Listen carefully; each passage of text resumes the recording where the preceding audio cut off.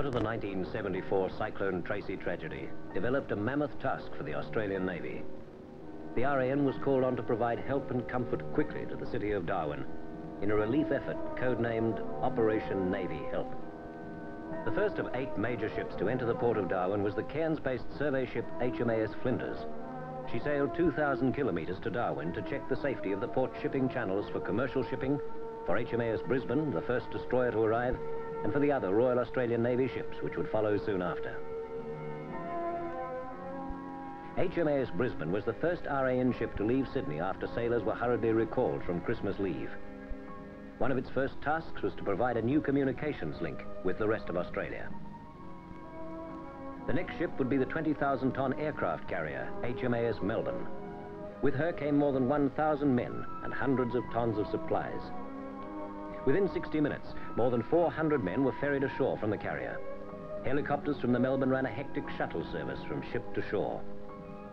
The Melbourne took 7 Wessex helicopters, the type which in the past had normally spent its time on anti-submarine warfare or on sea-air rescue work. Later, another 2 helicopters would arrive on board the destroyer tender HMAS Stalwart.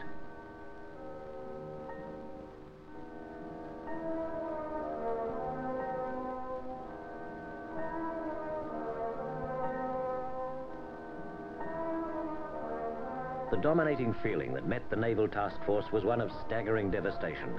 It was devastation on a scale unappreciated by those who had not lived through the Christmas Day horror called Cyclone Tracy. As the first work crew surveyed the damage, other RAN ships arrived with much-needed manpower to join the workforce. For all the crews, the Darwin devastation appeared unreal. A city of 45,000 people living in the isolation of Australia's north had been torn apart by a cyclone with winds ranging beyond 200 kilometres an hour.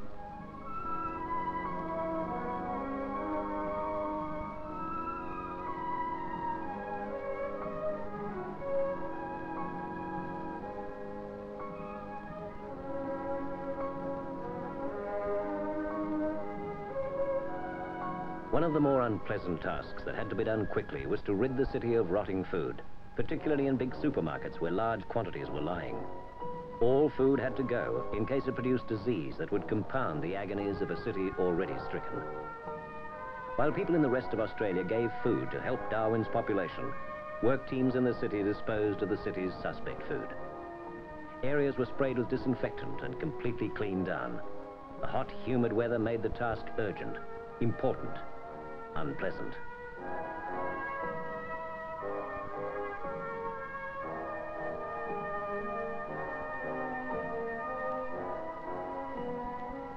The real tragedy of Darwin was the human suffering, rather than the lost property. Underneath Darwin Wharf, below the water, lay the 150-ton patrol boat HMAS Arrow, driven there with the loss in life of 2 of its crew. Naval divers worked with assistance from other craft to drag free the wrecked patrol boat.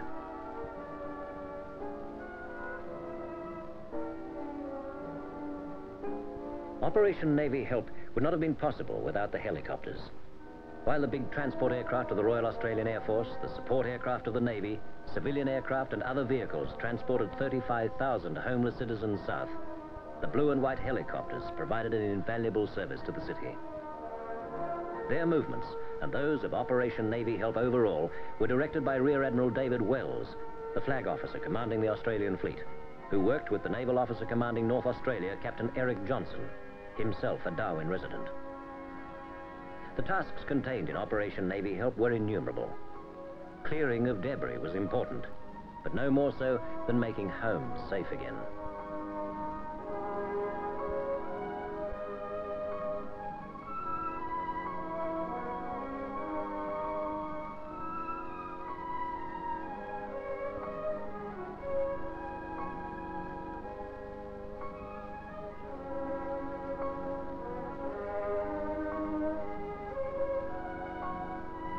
The nerve center of the operation was at the temporary naval headquarters located at the damaged home of the area's senior naval officer.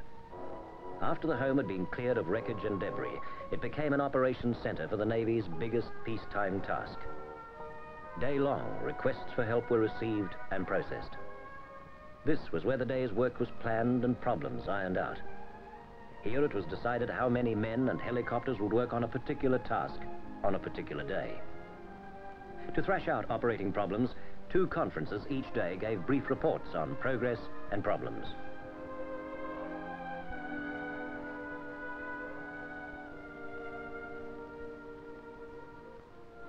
In the field, sailors cleared rubble in hot, humid summer weather. Their first tasks took them into the hard-hit areas of Casuarina, Nightcliff and Rapid Creek. The work crews helped re-roof homes, chopped down and removed many of the thousands of damaged trees. Teams of sailors sifted through wreckage and rubble to help in Australia's biggest clean-up operation. There wasn't a part of Darwin City that was untouched. Everywhere was devastation.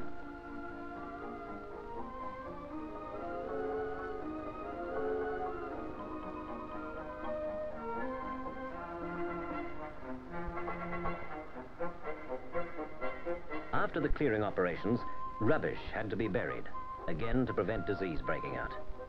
Naval teams were broken into small groups to handle their tasks. Some handled rescue, some demolition, others food distribution, while others were tasked to help restore electricity. One job was the safeguarding of valuable property found on the sites of demolished or badly damaged houses. The valuables were taken to a lost property centre in the grounds of the temporary naval headquarters for registration.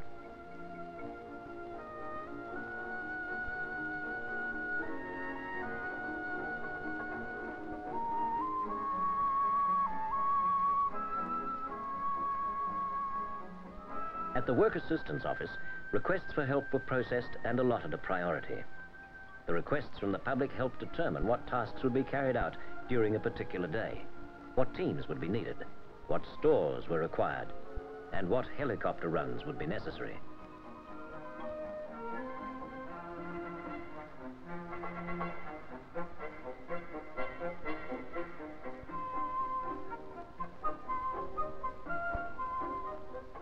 From the destroyer tender HMAS Stalwart, tons of stores were unloaded and taken to points around the city. The 10,500-ton ship had been loaded in Sydney with supplies that ranged up to the size of electrical generators. And as well as her supplies, teams of men left the ship daily to carry out new tasks under Operation Navy Help. Some of the requests for help were vital, some were unusual. There was an urgent plea from the East Arm leper colony, which had been hit by the fury of the cyclone. Almost all its buildings were demolished and essential services were at a standstill. It was in danger of closing down completely unless help was quickly given. Teams from 2 ships, the Melbourne and the Stalwart, were allotted the task of restoring services. Their job was to re-establish power and repair essential facilities.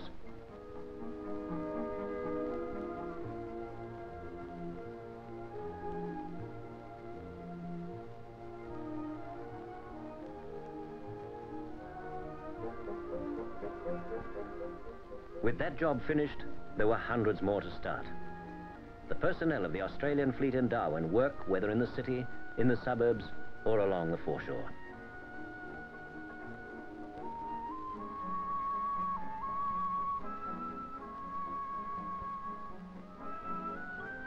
Emergency repairs were made on fishing craft to make safe again the area for normal work.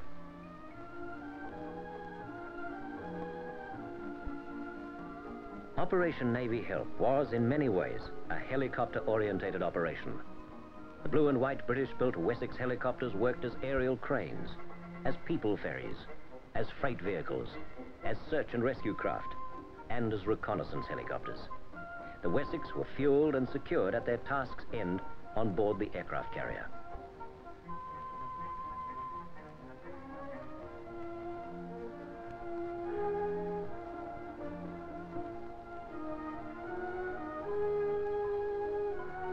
Darwin people will not forget quickly the Christmas when Tracy came. Neither will those who went to Darwin forget scenes like these at Darwin Airport. The devastation shocked even those who went to the city, prepared to see the effects of a disastrous cyclone.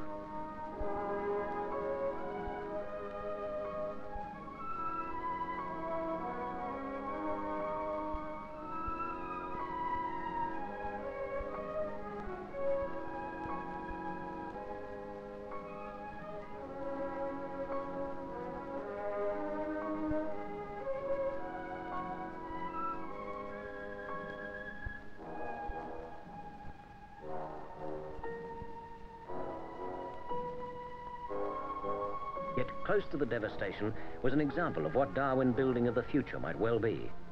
Buildings which are designed to withstand far more than can normally be expected when the eye of a cyclone like Tracy passes close by. The Darwin of tomorrow will take many years to achieve, but many of the lessons learned during the hours of battering from the winds of Cyclone Tracy will be incorporated into the buildings of the future Darwin. The work and difficulties experienced in the Darwin operation have provided many lessons for those who have to provide help in emergency situations where normal services have ceased to function. Early communications were difficult, and new channels, such as using the members of the Women's Royal Australian Naval Service as a motorcycle messenger corps, bridged the early days before telephone and radio links could be restored.